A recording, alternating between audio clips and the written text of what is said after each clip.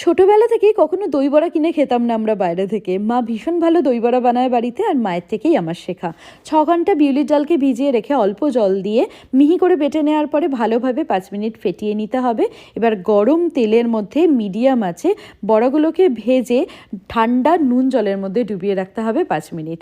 তারপরে হাতের সাহায্যে চাপ দিয়ে জলটাকে ঝরিয়ে বড়াগুলোকে আলাদা করে রেখে দেবো। এবার একটা তেঁতুলের চাটনি বানিয়ে নেব। তেঁতুলের কাঠের মধ্যে পরিমাণ মতন জল, চিনি আর নুন দিয়ে ফুটিয়ে যখন ঘন হয়ে আসবে, তেঁতুলের চাটনি একদম রেডি। এবার দইয়ের মধ্যে পরিমাণ মতো নুন, চিনি, লঙ্কার গুঁড়ো, ভাজা জিরের গুঁড়ো আর বিট নুন দিয়ে আর পরিমাণ মতন জল দিয়ে ভালো করে ফেটিয়ে নিতে হবে। এর মধ্যে বড়াগুলোকে দিয়ে আধা ঘন্টা ভিজতে রেখে দেবো।